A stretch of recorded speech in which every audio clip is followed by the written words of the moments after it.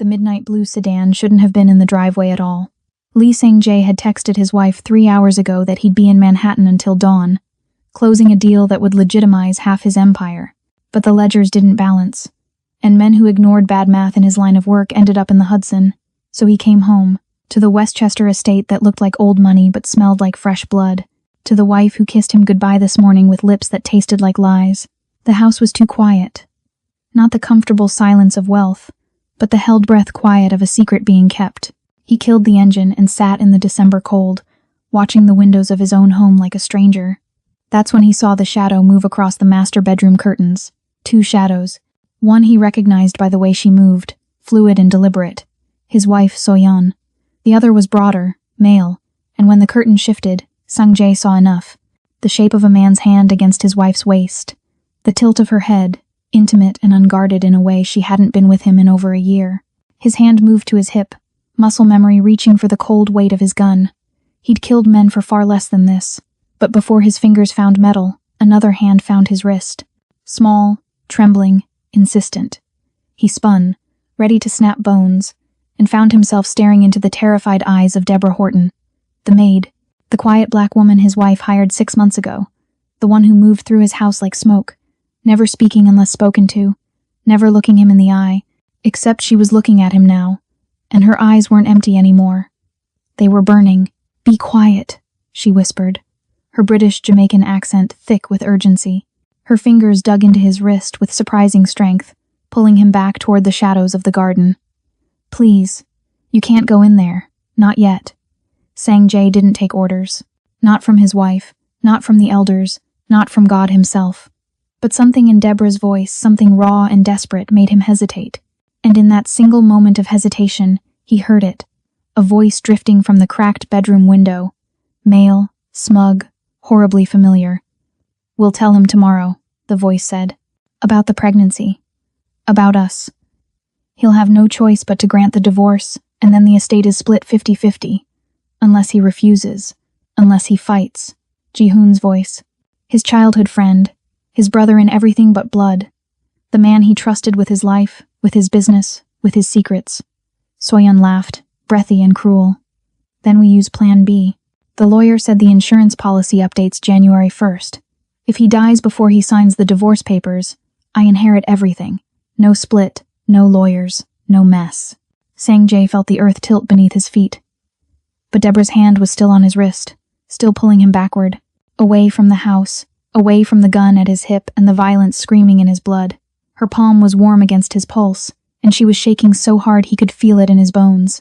He let her pull him into the darkness. Because something in her fear felt like the only honest thing in his entire world. Hello, lovers of the ruthless and the real. Welcome back to Ruthless Romance Tales, where we don't do fairy tales, we do the kind of love that leaves scars. Before we dive into tonight's storm, I want to say thank you. Thank you for trusting me with your time, your hearts, and your late nights. This story is different. This one is going to hurt in the best way, and I promise you, you've never seen an ending like this before. So buckle up, because Lee Sang-jae and Deborah Horton are about to take you somewhere dark, somewhere beautiful, and somewhere you won't want to leave. Hit that like button like your life depends on it. Subscribe because you're already hooked, and smash that notification bell, because missing what comes next would be a crime. Now let's begin. Deborah's hand didn't let go until they were deep in the garden, hidden behind the stone fountain that hadn't run water since Sang-jae's father died. The December air bit at their skin, but she didn't seem to notice. Her chest was heaving, her breath coming out in short, visible puffs, and Sang-jae realized she wasn't just afraid, she was furious. "Talk," he said, his voice low and lethal. "And this better be the truth, or you're going to regret pulling me away from that bedroom." Deborah's dark eyes met his without flinching, her full lips pressed into a thin line, and even in the shadows, he could see the way her jaw clenched with determination. Her braids were pulled back tight under her white cap, but a few loose strands framed her face, softening the steel in her expression. "I know you don't have any reason to trust me," she said, her voice steady despite the trembling in her hands. "I'm just the maid, just another face you pass in the hallway, but I need you to listen to me right now, because what I'm about to tell you will save your life." Sang-jae's eyes narrowed. He was a man who trafficked in secrets, who read lies in the twitch of an eyebrow, the shift of a shoulder. But Deborah wasn't lying. He could feel it. "You have 30 seconds, he said. She took a breath, and he watched the way her collarbone rose and fell beneath the crisp white collar of her uniform. 2 weeks ago, I was cleaning the study upstairs. The one your wife thinks is always locked. I found a key in the back of the linen closet, and I shouldn't have used it, but I did." She paused, her eyes searching his face for judgment. He gave her none. "Go on. I heard them talking through the air vent. Your wife and Ji-hoon. They didn't know I was there. They never know I'm anywhere." Deborah's voice cracked, just slightly, and Sang-jae saw the flash of pain cross her face before she buried it. "They were talking about killing you, not the affair, not the divorce, murder, and they've been planning it for months." Sang-jae felt his blood turn to ice, but his face remained stone. "Prove it." Deborah reached into the pocket of her uniform and pulled out a small digital recorder, the cheap kind you'd buy at a drugstore. It looked absurd in her trembling fingers, like a weapon disguised as a toy. "I've been recording every conversation I could for the past 2 weeks. Every time they thought they were alone. Every time they forgot I existed." She held it out to him, her dark brown eyes locked on his. "This is everything. The insurance fraud, the fake pregnancy, the poison they're planning to use on New Year's Eve." She swallowed hard, her throat working against the words. "And the fact that Ji-hoon has been sleeping with your wife since last winter." Sang-jae stared at the recorder. His world was collapsing, but his hands were steady as he took it from her. His fingers brushed hers, and the contact sent a jolt through him that had nothing to do with the cold or the rage or the betrayal burning in his chest. "Why?" His voice was barely audible. "Why would you risk this? You don't know me. You don't owe me anything." Deborah looked at him, and for the first time since she'd grabbed his wrist, he saw the vulnerability beneath the fury. Her eyes glistened, but she didn't let the tears fall. "Because 4 months ago," she whispered, "I was standing in the kitchen at 2 a.m, crying so hard I thought I'd break. I'd just gotten off the phone with my sister back in London. She told me our mum had died, and I couldn't afford the flight home for the funeral. I couldn't even afford to take a day off to grieve." She paused, her voice thick with emotion. "And you walked in. You didn't say anything at first. You just stood there in your suit, looking at me like you didn't know what to do with a crying woman in your kitchen. But then you asked me what was wrong. Not as my employer, as a person." Sang-jae remembered that night. He'd come home late from a meeting, exhausted and blood-stained in ways that didn't show. He'd found her in the kitchen, shoulders shaking, trying to muffle her sobs with a dish towel. He'd stood there, awkward and useless, until he finally asked her what hurt. "And you gave me $5,000, Deborah continued, her voice breaking now. "You said it was an advance on my salary, but we both knew it wasn't. You paid for my flight, my hotel, everything. You told me to take as much time as I needed. And when I came back, you never mentioned it again. Never held it over me. Never made me feel like I owed you." A single tear slipped down her cheek, catching the moonlight. "You treated me like I mattered, and I've been watching them plan to take that away from the world. So no, I don't owe you anything. But I refuse to stand by and let them kill the only man in this house who saw me as human." The words hung between them like a vow. Sang-jae felt something crack open in his chest, something he thought he'd buried years ago beneath blood and business and the weight of his father's legacy. He looked at Deborah, really looked at her, and saw the woman who'd been invisible by design. The sharp intelligence in her eyes, the quiet strength in the set of her shoulders, the way she held herself like she was ready to fight even though she was terrified. "Play it," he said quietly. So she did. And as Ji-hoon's voice filled the frozen garden, laughing about the poison, about the insurance money, about how easy it would be to make Sang-jae's death look like a heart attack, Deborah watched his face. She watched the way his jaw tightened, the way his hands curled into fists, the way his eyes went cold and empty, like all the warmth had been drained from his soul. But he didn't explode. He didn't rage. He just listened. And when the recording ended, when the garden fell silent again except for the sound of their breathing, he looked at her and said the last thing she expected. "Thank you." Then he handed the recorder back to her, his fingers lingering against hers for just a moment too long. "Now," he said, his voice soft and dangerous, "you're going to tell me everything you know, every detail, every conversation, every plan, and then we're going to destroy them both." 2 weeks ago, Deborah Horton made a mistake that would save a man's life. She found the key in the back of the linen closet on the 3rd floor, tucked behind a stack of Egyptian cotton sheets that Soyeon never used because they weren't soft enough. It was small, brass, old-fashioned, the kind of key that opened the kind of doors people wanted to stay closed. Deborah knew she shouldn't use it. 6 months of working in the Lee household had taught her the cardinal rule: see nothing, hear nothing, speak nothing. Invisible was safe. Invisible paid the bills. Invisible kept her visa valid and her sister's university tuition covered back in London. But Deborah had never been good at following rules that didn't make sense. The study door opened without a sound, and the room beyond stole her breath. Floor-to-ceiling bookshelves lined 3 walls, packed with leather-bound volumes in Korean, English, and languages she didn't recognize. A massive desk dominated the center, its surface empty except for a single lamp and a framed photograph. Sang-jae and another man, younger, laughing with their arms around each other's shoulders. Brothers in everything but blood. Ji-hoon. Deborah had seen him around the estate a dozen times. Always impeccably dressed, always smiling, always whispering things to Soyeon that made her laugh in that particular way that set Deborah's teeth on edge. She moved through the study quickly, dusting the shelves, the desk, the windowsill. She was reaching for the lamp when she heard it. Voices, drifting up through the air vent in the floor. Female and male, close, intimate. Deborah froze. The lawyer says we need to wait until after January 1st, Soyeon's voice said, crisp and businesslike. The insurance policy updates automatically. Double indemnity. 50 million if he dies in an accident. Deborah's heart stopped. And you're sure about the poison? Ji-hoon's voice this time uncertain. Your husband isn't stupid, Soyeon. He survived 3 assassination attempts from the Park Syndicate. What makes you think he won't see this coming? Soyeon laughed, and the sound was like glass shattering. Because he trusts me. He doesn't love me anymore. Hasn't touched me in over a year, but he trusts me, and that's all we need. Deborah's hands started shaking. The duster fell from her fingers and hit the hardwood floor with a soft thud that sounded like thunder in the silence. The voices below stopped. Did you hear that? Soyeon asked. Ji-hoon's response was muffled, but Deborah didn't wait to hear it. She grabbed the duster, backed out of the study, locked the door, and disappeared down the servants' staircase like smoke. Her heart didn't stop pounding until she was back in her room in the staff quarters, sitting on her narrow bed with her back against the wall. Her phone was in her hand before she realized she'd picked it up.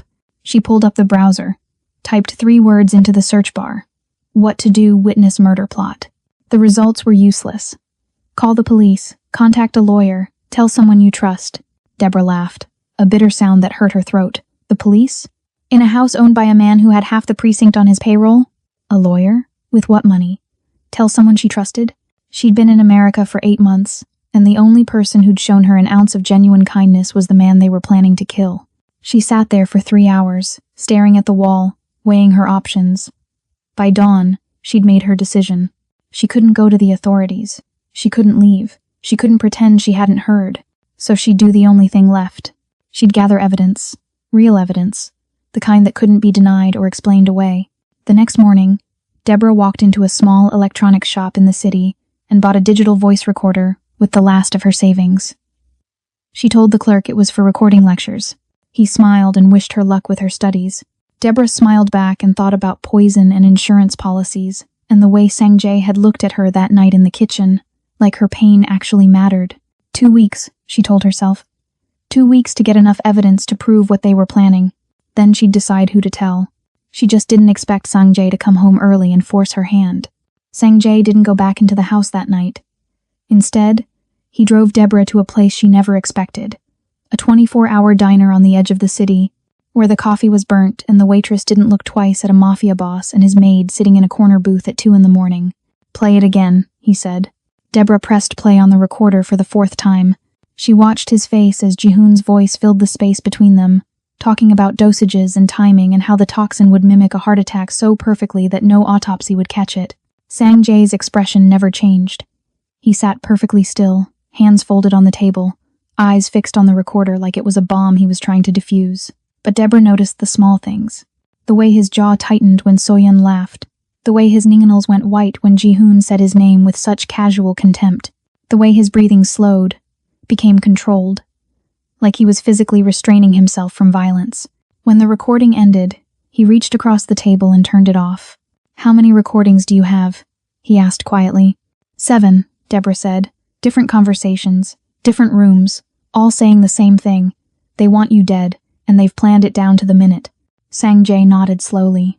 His eyes lifted to hers, and for the first time since she'd grabbed his wrist in the garden, she saw something other than rage in them.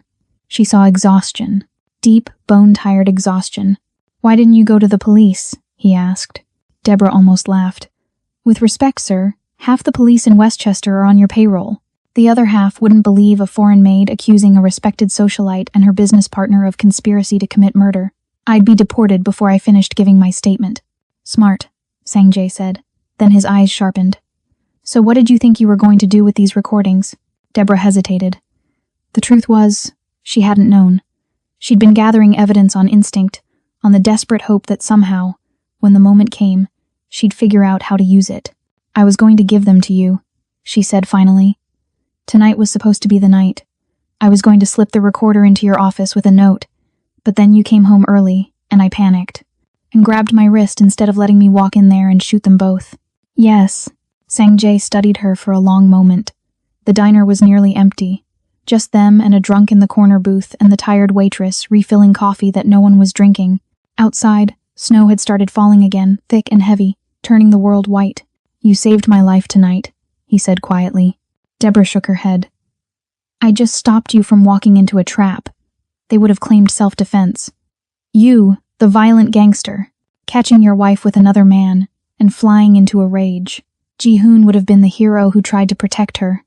The police would have found the planted evidence in your office, the financial records they've been doctoring for months. You'd be dead or in prison, and they'd have everything." Sanjay's eyes widened slightly. "How do you know about planted evidence?" "Because I clean your office," Deborah said. "And 3 days ago, I noticed files that weren't there before, financial documents with your signature. But the ink was too fresh, the paper too crisp. I didn't understand what they meant until I heard them talking about framing you for embezzlement." Sanjay leaned back in the booth, and for the first time that night, he smiled. It wasn't a kind smile. It was the smile of a predator who just realized his prey had made a fatal mistake. "You're wasted as a maid," he said. Deborah felt heat rise to her cheeks. "I'm a graduate student, actually. Or I was. Before my visa situation got complicated." "What did you study?" "Forensic accounting." Sanjay's smile widened. "Of course you did." He leaned forward, his eyes locked on hers. "Here's what's going to happen, Deborah Horton. You're going to help me destroy them. Not with bullets. Not with violence. With evidence so airtight that when I'm done, they'll beg for prison just to escape what I have planned." Deborah's heart hammered in her chest. "And what do I get out of this?" Sanjay's expression softened, just slightly. "Your visa. Fully legal. Fully permanent. A job if you want it. And my word that you'll never be invisible again." Deborah looked at the man across from her. The man who'd paid for her mother's funeral. The man whose wife wanted him dead. The man who was offering her everything she needed in exchange for helping him commit calculated revenge. She should have been afraid. She should have run. Instead, she held out her hand. "Deal." They went back to the estate at dawn. Sanjay parked 3 blocks away and they walked through the service entrance like ghosts. Deborah still in her uniform, Sanjay in the same clothes he'd worn to Manhattan. To anyone watching, he was just coming home from his business trip. She was just the maid starting her morning shift. No one could know they'd spent the night planning a war. "Your wife will expect you to act normal," Deborah whispered as they stood in the kitchen. She was making coffee with hands that had finally stopped shaking. "Can you do that?" Sanjay leaned against the counter, watching her move. "I've been pretending my marriage wasn't dead for 2 years. I can pretend for 2 more weeks." 2 weeks? New Year's Eve. That's when they're planning to kill me at the annual gala, which means we have 13 days to build a case, secure the evidence, and make sure that when they try to poison me, the only thing they'll be drinking is their own destruction. Deborah poured coffee into 2 cups, her mind already racing through logistics. "We need to access your wife's computer. Her phone, bank records, everything, already done." Sanjay pulled out his own phone and showed her a screen filled with folders. "I have access to everything in this house. Security cameras, digital files, even the messages she thinks she deleted." Deborah stared at him. "Then why do you need me?" "Because I need someone I can trust." His voice was quiet, almost vulnerable. "Everyone in my world has an angle, Deborah. Everyone wants something. My accountants skim off the top. My lawyers play both sides. My own brother," he spat the word like poison, "has been sleeping with my wife for a year. But you could have sold those recordings to my enemies for $500,000. You could have used them to blackmail me. Instead, you gave them to me for free. I told you why. I know. He stepped closer, and Deborah felt the air between them shift, grow heavy with something she didn't want to name. And that's exactly why I trust you. The kitchen door swung open. They both turned to find Soyeon standing in the doorway, immaculate in a silk robe, her hair perfect despite the early hour. Her eyes moved from Sungjae to Deborah and back again, sharp and assessing. "You're home early," she said to her husband, her voice sweet as arsenic. "I thought you'd be in Manhattan until tonight." Sangjae's expression didn't flicker. Deal fell through. I came back to regroup. Soyeon's smile was practiced, flawless. "Well, I'm glad you're home. We need to discuss the seating arrangements for the gala." She turned to Deborah, and her voice turned cold. "Why are you standing around? The linens need changing in the guest wing." "Yes, ma'am," Deborah said quietly, lowering her eyes in that practiced gesture of subservience she'd perfected over 6 months. She moved to leave, but Soyeon's voice stopped her. "Actually, Deborah, I've been meaning to talk to you." She stepped further into the kitchen, her silk robe whispering against the tile. "I'm thinking of hiring additional staff for the gala, which means your hours will be reduced after New Year's. Significantly reduced." Deborah's blood ran cold. She understood the subtext perfectly. After New Year's, after Sangjae was dead, Soyeon would fire her. The only witness to her comings and goings, the invisible maid who saw too much, would be eliminated. Not with poison, but with deportation. "I understand, ma'am," Deborah said. "Good," Soyeon smiled. "It's nothing personal, just budgetary concerns." Sangjae set his coffee cup down with a sharp click. "Actually, I've been thinking of promoting Deborah." Both women turned to stare at him. Soyeon's smile froze. "Excuse me? We need someone to manage the household accounts. Someone detail-oriented. Someone I can trust." Sangjae's eyes met Deborah's, and she saw the challenge there, the test. Deborah has a background in accounting. She'd be perfect. The silence in the kitchen was suffocating. Soyeon's face remained perfectly composed, but Deborah saw the rage flicker behind her eyes like lightning before a storm. "That's very generous of you, darling, but I really don't think a maid is qualified to." "She's not a maid anymore," Sangjae interrupted. "As of today, she's my personal financial assistant, and she'll be attending the gala as part of my staff." Deborah's heart stopped. Soyeon's smile turned to ice, and in that moment Deborah realized something that made her blood freeze in her veins. Sangjae hadn't just hired her to help him build a case. He'd just painted a target on her back. Deborah lasted exactly 4 hours before she cornered Sangjae in his office. "What the hell were you thinking?" She didn't bother knocking, just slammed the door behind her hard enough to rattle the frame.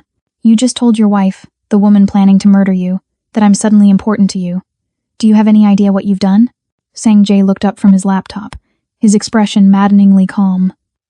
"I elevated you from servant to staff, made you visible. You made me a liability."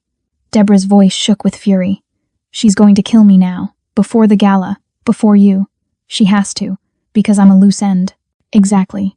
The single word stopped Deborah cold. "What?" Sangjae closed his laptop and stood, moving around the desk with that predatory grace she was beginning to recognize. "Think, Deborah. If Soyeon wants you dead, what does she have to do?" Deborah's mind raced, her accounting training kicking in despite her panic. She'd have to act fast, change the plan, make mistakes. "And when people rush," Sangjae continued, moving closer, "they get sloppy. They leave evidence. They expose their accomplices." He stopped directly in front of her, close enough that she could smell the faint scent of his soap. Something clean and understated. "I didn't make you a target, Deborah. I made you bait." The words hit her like a slap. "You used me. I'm using everyone." His voice was cold now, empty of the warmth he'd shown her in the diner. "This is what I do. I identify assets and I deploy them. You wanted to help me destroy them? Congratulations. You're helping." Deborah stared at him, feeling something crack inside her chest. The man who'd paid for her mother's funeral suddenly looked like exactly what he was. A criminal who'd built an empire on manipulation and violence. She'd been so focused on saving him that she'd forgotten the most important rule. Monsters don't stop being monsters just because they're kind to you once. "I want out," she said quietly. "No." The word was absolute. Final. "You don't get to decide that," Deborah said, her voice rising. "Actually, I do." Sangjae's eyes were black and empty. "You involved yourself the moment you started recording my wife. You think you can just walk away now? Go back to London and pretend you never heard anything?" His laugh was bitter. You're naive, Deborah, but you're not stupid. You know too much. Which means you're either with me, or you're a problem I need to solve. The threat hung in the air between them, ugly and undeniable. Deborah felt tears burn her eyes, but she refused to let them fall. I trusted you. That was your first mistake. The office door opened without warning. Ji-hoon stood in the doorway, his expression pleasant and utterly empty of warmth. His eyes moved from Sang-jae to Deborah, lingering on the small space between them, the tension crackling like electricity. Am I interrupting? He asked smoothly. No, Sang-jae said, his voice returning to that practiced neutrality. Deborah was just leaving. We were discussing her new responsibilities. Ji-hoon's smile widened. Ah, yes, the promotion. Soyeon told me. Very unexpected. He stepped into the office, and Deborah felt the walls close in. I didn't realize we were hiring from the cleaning staff. Deborah has skills I need, Sang-jae said. I'm sure she does. Ji-hoon's eyes crawled over Deborah in a way that made her skin feel contaminated. Though I have to wonder what other skills she might be offering to earn such a rapid promotion. The implication was clear, disgusting. Sang-jae's jaw tightened. Watch yourself. I'm just curious, brother. Ji-hoon moved closer to Deborah, invading her space with deliberate intimidation. After all, you've been so distant from Soyeon lately. A man has needs. And she is quite pretty. For the help. Deborah's hand moved before her brain caught up. The slap echoed through the office like a gunshot. Ji-hoon's head snapped to the side. When he looked back at her, his eyes were filled with something dark and promising violence. You just made a very serious mistake, he said softly. No, Deborah said, her voice steady despite the terror flooding her veins. You did, by assuming I'd stay quiet while you insult me. Ji-hoon smiled, touching his reddening cheek. Spirit, I like that. He glanced at Sang-jae. You should train your pets better, brother. Before someone puts them down. He left, closing the door with ominous gentleness. Deborah turned to Sang-jae, expecting anger, expecting consequences. Instead, he was smiling. What? She demanded. He's going to try to kill you now, Sang-jae said. Tonight, probably. Which means we finally get to see who's really pulling the strings. Deborah didn't sleep that night. She sat in her small room in the staff quarters with the lights off and a kitchen knife under her pillow, listening to every creak of the old house settling, every footstep in the hallway outside her door. At 3 a.m, her phone buzzed. A text from an unknown number. Roof garden. Now. Come alone. Her first instinct was to ignore it. Her second was to call Sang-jae. Her third, the one she followed, was to slip on her shoes and go, because sitting in this room waiting to die was worse than walking toward whatever was waiting for her. The roof garden was Soyeon's domain, a carefully manicured paradise of winter plants and heated glass enclosures that probably cost more than Deborah would earn in a lifetime. She pushed open the access door and stepped into the cold December air. Soyeon was standing at the edge of the garden, looking out over the estate grounds. She didn't turn when Deborah approached. Do you know what my husband's greatest weakness is? Soyeon asked conversationally. Deborah stayed silent. He thinks everyone operates on the same moral code he does. Loyalty, honor, protection of the weak. Soyeon finally turned, and her beautiful face was carved from ice. He thinks that makes him strong, but it just makes him predictable. Why am I here? Deborah asked. Because you're about to make a choice. Soyeon stepped closer, and Deborah fought the urge to back away. My husband promoted you today, made you visible, important. Do you know why? To provoke you. Smart girl. Soyeon smiled. He's using you as bait to force me into making a mistake, which means you're expendable to him, a tool, nothing more. And what am I to you? Soyeon tilted her head, considering. That depends on what you choose right now. Option 1. You continue helping my husband, and Ji-hoon makes sure you have a very unfortunate accident before the week is out. Option 2. You help me instead, and I make you rich beyond your wildest dreams. Deborah's heart hammered. You want me to spy on him. I want you to do exactly what you've been doing. Gather evidence, record conversations, but this time, you bring everything to me first. Soyeon's eyes glittered. I know my husband has access to my computer, my phone, but he doesn't have access to yours. You could be feeding him false information while giving me the truth. And when this is over, when he's dead and I have everything, I'll give you $2 million and a first-class ticket anywhere in the world you want to go. $2 million. Deborah's entire body went numb. That was more money than she'd see in 10 lifetimes of scrubbing floors and changing linens. Why would you trust me? Deborah asked carefully. Because you're smart enough to know which side is winning. Soyeon stepped even closer, and Deborah could smell her perfume, something floral and suffocating. My husband is a dying empire, Deborah. He's been trying to go legitimate for 3 years, and it's bleeding him dry. His enemies smell weakness. His allies are abandoning him. In 6 months, with or without my help, he'll be dead or in prison. I'm just accelerating the inevitable. And Ji-hoon will be dealt with after. Soyeon's smile was sharp as a blade. Did you really think I'd let him live? He's useful now, but men like him don't share power. Once I have the estate, the accounts, the empire, Ji-hoon becomes another unfortunate accident. Deborah's mind spun. This was the 4th plot twist in less than 24 hours, and she was losing track of who was betraying whom. I need time to think, Deborah said. You have until tomorrow night. Soyeon turned back to the view. After that, I'll assume you've chosen my husband, and I'll handle you accordingly. Deborah walked back to her room on shaking legs. She locked the door, sat on her bed, and pulled out her phone with trembling fingers. She didn't call Sang-jae. Instead, she opened her banking app and stared at the balance. $342. Everything she had left in the world after 6 months of saving every penny.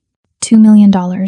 She thought about her sister's university tuition, about the flat in London she'd never be able to afford, about the fact that Sang-jae had called her an asset to be deployed, had used her as bait without asking, had threatened her when she wanted to leave.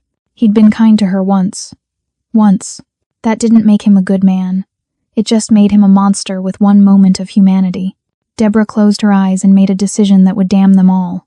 Deborah went to Sang-jae's office at dawn and told him everything. She watched his face as she recounted the rooftop meeting, Soyeon's offer, the $2 million, the revelation that Soyeon planned to kill Ji-hoon after killing him.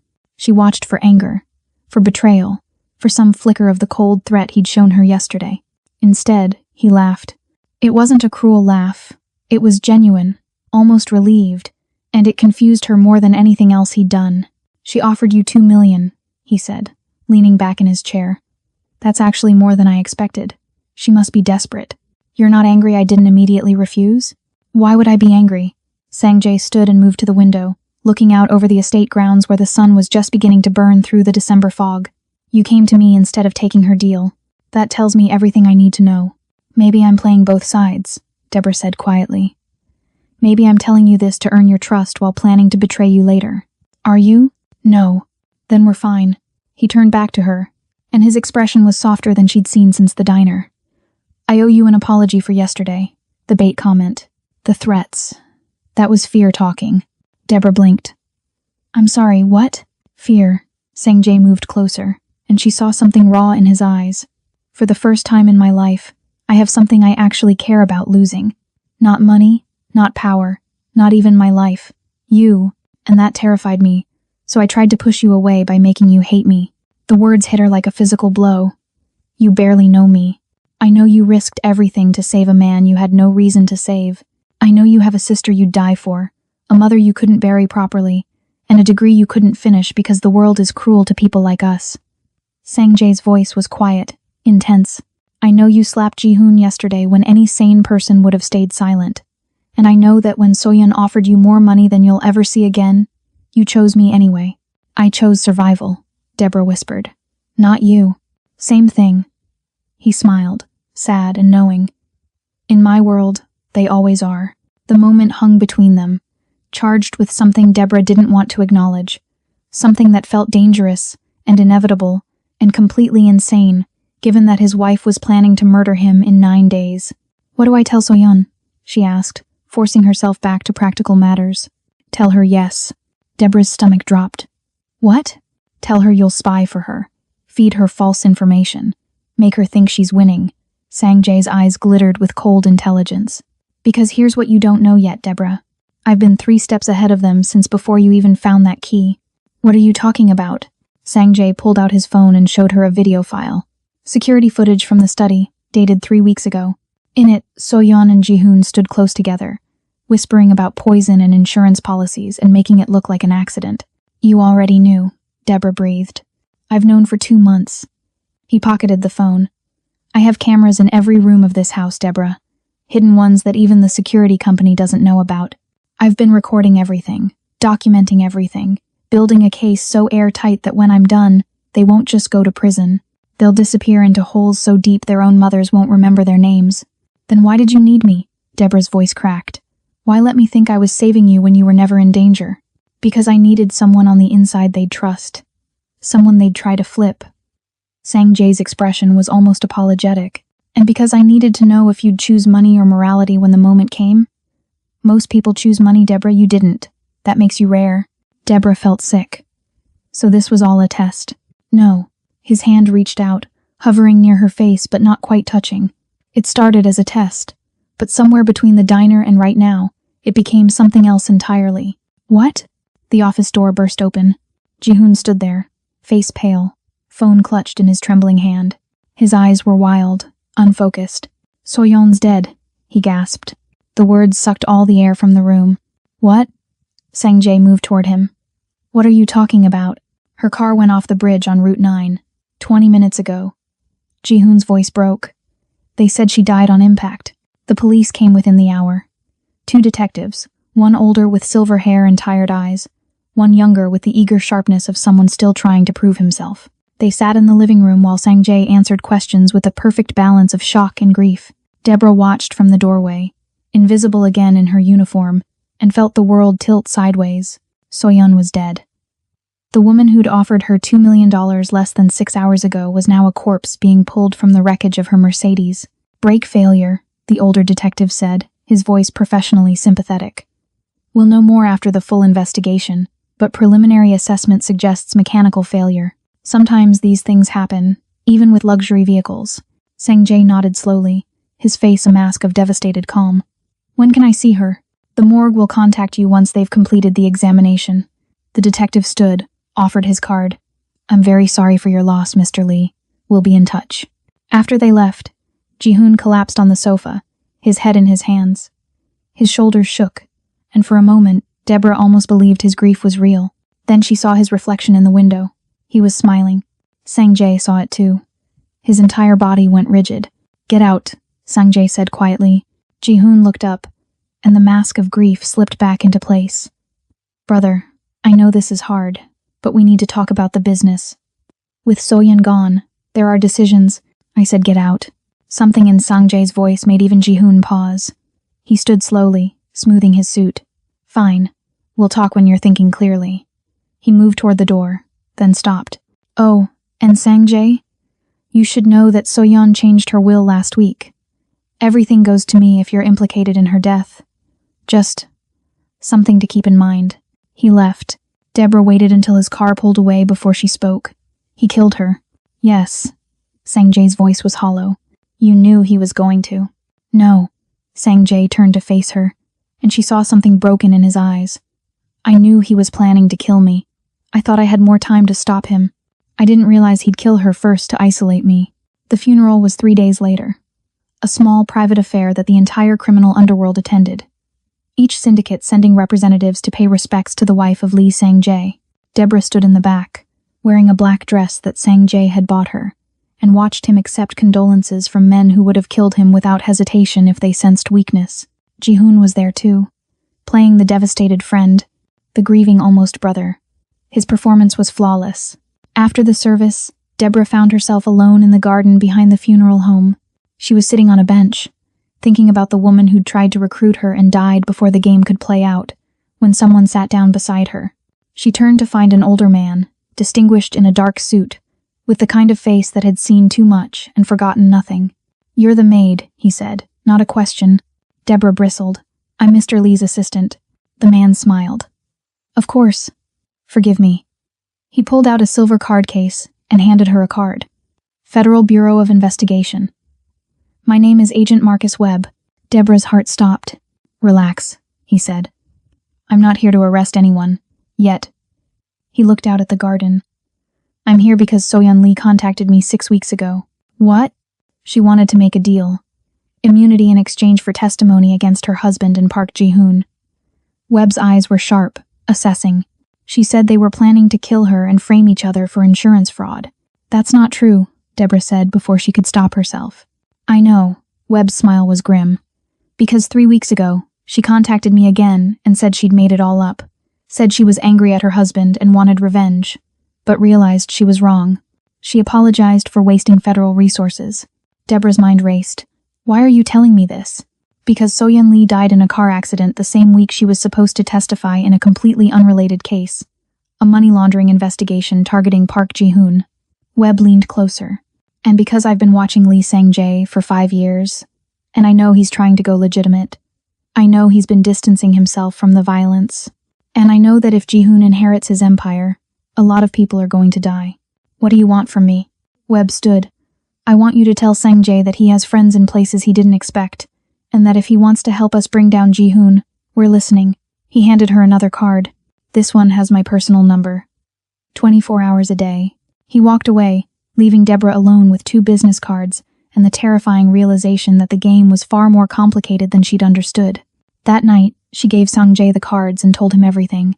He stared at them for a long time before speaking. Ji-hoon set her up. What? The FBI contact. The changed testimony. Ji-hoon fed So-yeon false information to make her look unstable. Then he killed her and made it look like an accident.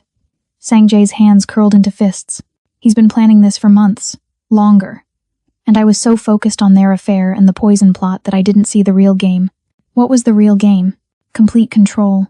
Sang-jae looked at Deborah with exhausted eyes. Ji-hoon didn't just want my empire. He wanted to destroy me first. Make me look guilty of So-yeon's death while he played the innocent victim. Then step in as the hero who holds everything together. Can you prove it? Not yet. But I have something Ji-hoon doesn't know about. What? You. Sang-jae led Deborah to a room she'd never seen before. Behind a false panel in his office was a steel door with a biometric lock. Inside was a space that looked like a cross between a server room and a war room. Screens lined the walls, displaying security feeds, financial data, encrypted communications. This is where I've been running my real operation for the past 3 years, he said, not the syndicate business, the exit strategy. Deborah stared at the screens. What am I looking at? Evidence. 3 years worth. Every transaction, every conversation, every crime committed by every member of my organization. Sang-jae moved to a keyboard and pulled up files, including Ji-hoon. He doesn't know I've been documenting everything, building a case not just against him, but against the entire network. Why? Because I'm tired, Deborah. Sang-jae's voice cracked. I inherited this empire when I was 23 years old. My father died and left me a kingdom built on blood. And I've spent 15 years trying to figure out how to walk away from it without getting killed. This is how. I give the FBI everything. Everyone goes down except me, because I'm the one who delivered them. Witness protection, Deborah breathed. Better. Full immunity in exchange for dismantling the entire East Coast Syndicate network. Sang-jae pulled up another file. I've been negotiating with the FBI for 18 months. Agent Webb was my contact. But then So-yeon found out about some of the financial transfers, and she thought I was stealing from the organization. That's why she started planning to kill me. She thought I was betraying the syndicate for personal gain, not realizing I was trying to burn it all down. And Ji-hoon? Figured it out 3 months ago. Found one of my encrypted communications. Sang-jae's jaw tightened. He's been playing me ever since. The affair with So-yeon, the poison plot, all of it was designed to distract me, while he positioned himself to take over after I either died or went to prison. He used So-yeon as a pawn, fed her just enough truth to make her dangerous, then eliminated her when she became a liability. So he's not just a cheater and a murderer. Deborah felt sick. He's a mastermind. He learned from the best. Sang-jae's smile was bitter. I trained him, taught him everything I know, and now he's using it to destroy me. What's your plan? Sang-jae pulled up a new screen. This shows Ji-hoon's personal accounts. He's been siphoning money from the syndicate for 2 years, setting up his own network, preparing to break away. If I can prove he killed So-yeon and frame it as a hostile takeover attempt, the elders will turn on him. They don't tolerate internal warfare. It threatens everyone's profits. Can you prove he killed her? Not directly. But I have the next best thing. Sang-jae opened a video file. Security footage from a garage 3 blocks from the estate, dated the morning of So-yeon's death. In it, a figure in dark clothes approached So-yeon's car, spent 7 minutes underneath it, then left. The figure's face was hidden, but when he stood up, the body language was unmistakable. Ji-hoon. You had cameras following him, Deborah whispered. I've had cameras following everyone for 3 years. Sang-jae closed the file. But this footage alone isn't enough. A good lawyer would argue the figure could be anyone. We need more. We need Ji-hoon to confess, Or we need a witness who can testify to his intent. Where are you going to find that? Sang-jae turned to look at her, and Deborah felt ice slide down her spine. He's going to come after you next, Sang-jae said quietly. You're the last loose end. The only person besides me who knows about the recordings, the plots, everything. He has to eliminate you before he makes his final move. You want to use me as bait. Again. I want to give you a wire and let him incriminate himself. Sang-jae stepped closer. I know I've asked too much of you already. I know you have every reason to walk away. But Deborah, if Ji-hoon wins, he becomes the next generation of everything I've been trying to end. More violence, more death, more people like you getting caught in the crossfire. And if I say no, then I'll find another way. It'll take longer, and more people might die. But I'll find another way. His eyes were steady, honest. I won't force you into this. You've already saved my life once. I have no right to ask you to risk it again. Deborah thought about the woman she'd been 6 months ago. Invisible. Safe. Poor but clean. She thought about the $2 million she'd turned down because something in her still believed in doing the right thing. She thought about the man in front of her, who'd killed no one but was trying to bring down an empire from the inside, who'd paid for her mother's funeral, who was offering her a choice instead of an order. What do I have to do? She asked. Sang-jae exhaled, relief and regret mixing in his expression. Wear the wire. Let Ji-hoon approach you. He'll threaten you, try to recruit you, or try to kill you. Any of those options give us what we need. And you'll be listening the whole time? Every second. The moment you're in danger, I pull you out. Deborah nodded slowly. When? Tomorrow night. There's a memorial dinner at the estate. Private. Just the inner circle. Ji-hoon will make his move then, when he thinks he has privacy and control. What makes you so sure? Because that's what I would do. Sang-jae's smile was grim, and I taught him everything. The next evening, Deborah stood in front of her mirror, adjusting the tiny microphone hidden in her necklace. Her hands were shaking. The black dress Sang-jae had given her for the funeral felt like armor now, like war paint. There was a soft knock on her door. Come in, she called. Sang-jae entered, and for a moment, they just looked at each other. He was in a dark suit, looking every inch the dangerous man he was born to be, but his eyes were soft when they met hers. You don't have to do this, he said quietly. Yes, I do. Why? Because you were right. If I walk away now, more people die, and I've already chosen what side I'm on. Deborah touched the necklace. Besides, someone has to make sure you don't get yourself killed before you finish what you started. Sang-jae crossed the room in 3 strides and pulled her into his arms. The embrace was sudden, desperate, and Deborah felt something break open in her chest. She wrapped her arms around him and held on. This man who was trying to destroy his own empire to build something better. If anything goes wrong, he whispered against her hair. If you feel unsafe for even a second, you say the word London and I come get you. Understand? Understood. He pulled back, his hands on her shoulders. And Deborah, after tonight, after all of this is over, I want you to know that you're the bravest person I've ever met. She smiled, sad and fierce. Tell me that when we survive. They went downstairs together, where the memorial dinner was already underway. 20 people, all inner circle, all dangerous. Ji-hoon was holding court at one end of the room, playing the gracious host in Sang-jae's own home. When he saw Deborah enter on Sang-jae's arm, his smile faltered for just a moment. Then it widened, sharp and predatory. Deborah, he called across the room. I was hoping to speak with you tonight. Would you join me in the study after dinner? There are some matters regarding Soyeon's estate that you might be able to help with. It was a trap wrapped in politeness. Of course, Deborah said, her voice steady despite the fear coursing through her veins. Sang-jae's hand tightened on her arm for just a moment. A silent message. I'm here. Dinner was an eternity. Deborah barely tasted the food, too focused on the weight of the microphone against her skin. The knowledge that in less than an hour, she'd be alone in a room with a murderer. When the meal finally ended, Ji-hoon caught her eye and nodded toward the study. Deborah stood, smoothed her dress, and walked toward her fate. Behind her, Sang-jae watched with his heart in his throat, listening through an earpiece to every breath she took. The study door closed behind them with a soft click that sounded like a death sentence. Ji-hoon moved to the bar and poured 2 glasses of whiskey. He handed one to Deborah with a smile that didn't reach his eyes. You've become quite important to Sang-jae, he said conversationally. From invisible maid to trusted confidante in just a few weeks. That's impressive.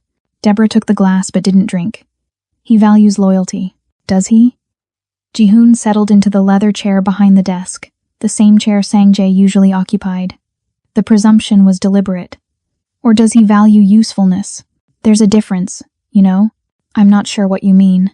Don't play stupid, Deborah. It doesn't suit you. Jihoon's voice hardened. You're an intelligent woman.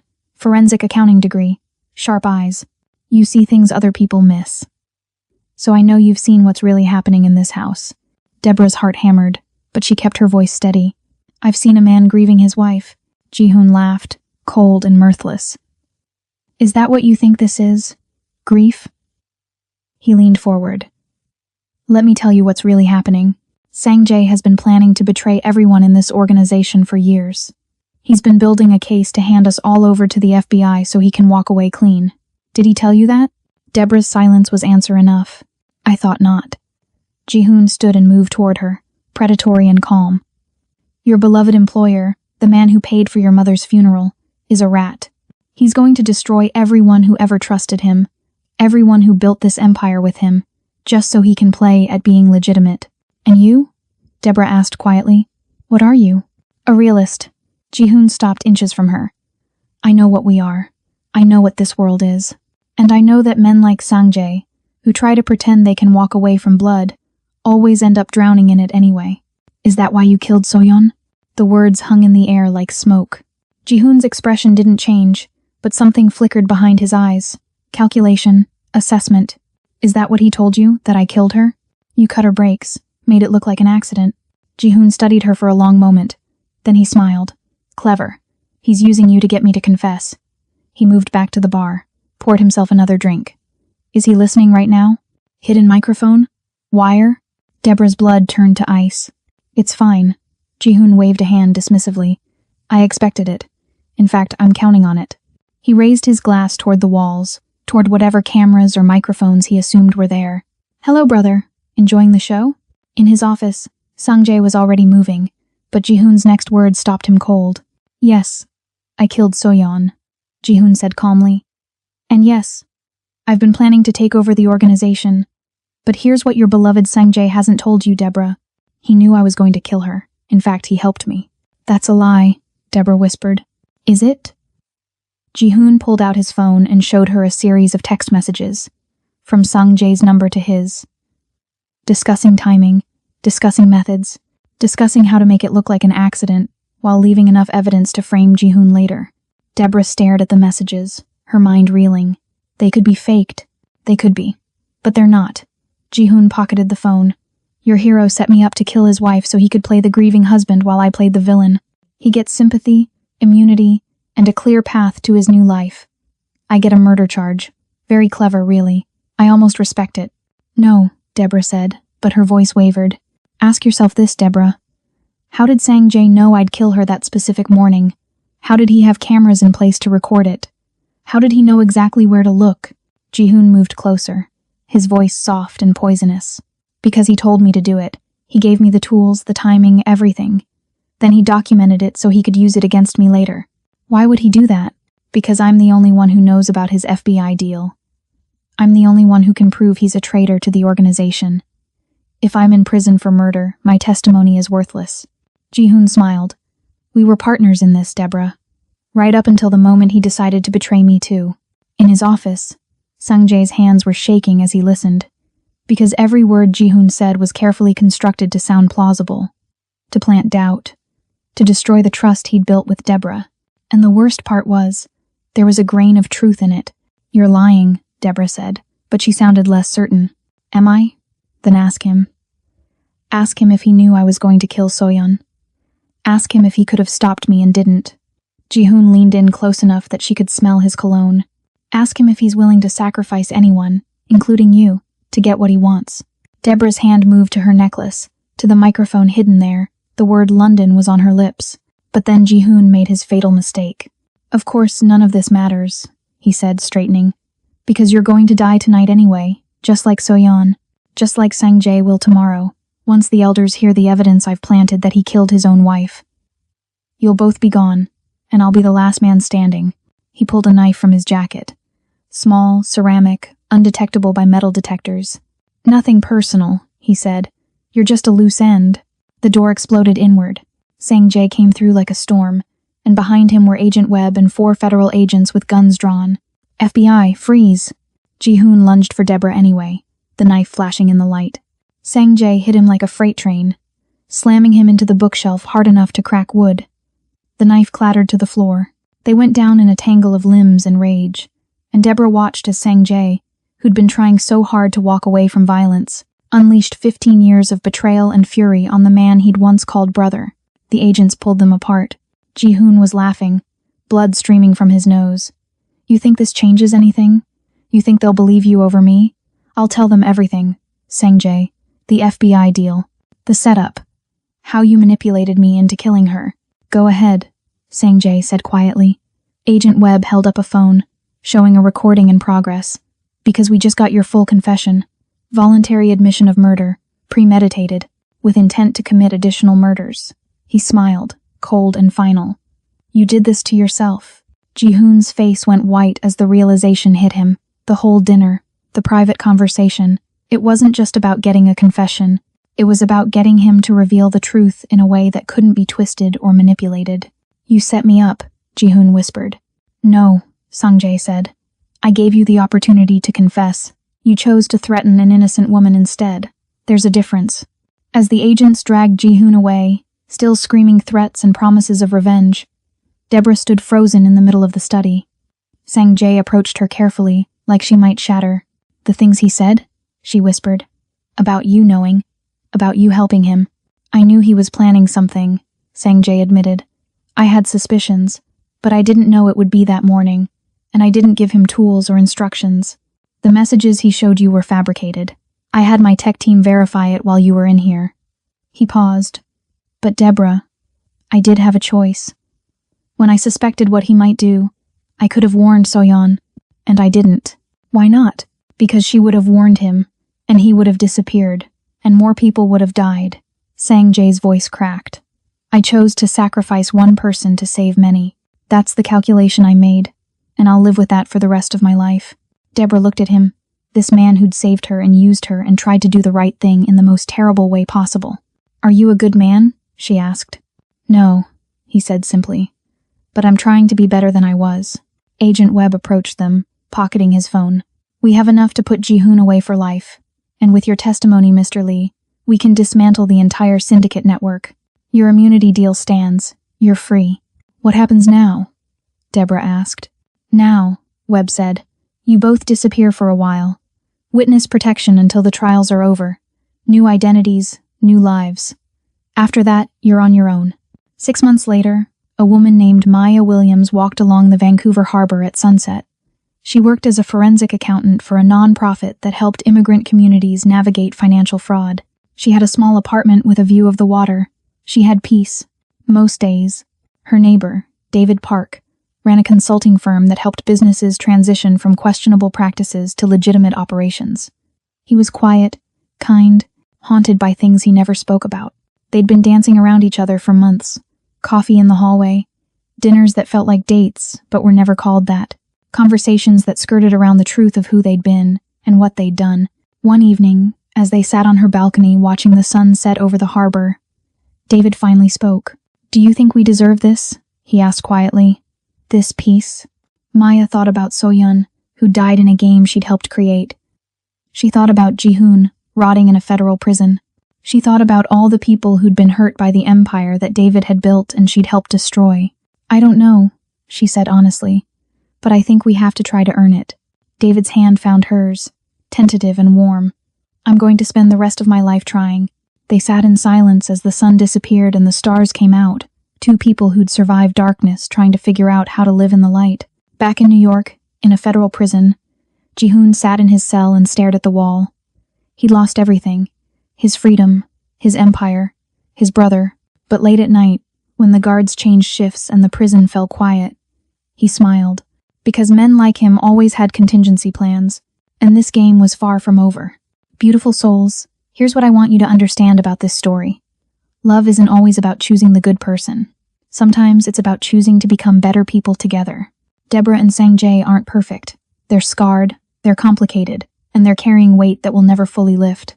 But they chose each other anyway. Not because it was easy, but because sometimes the person who understands your darkness is the only one who can help you find your light. So tell me in the comments, do you believe in second chances for people who've done terrible things for complicated reasons? Can someone who's lived in darkness ever truly find redemption? And would you have made the same choice Deborah did? Or would you have walked away? Drop your thoughts below. Hit that subscribe button if you want more stories that make you question everything you thought you knew about love, loyalty, and the price of redemption. And remember, my loves, we're all just trying to survive our own stories.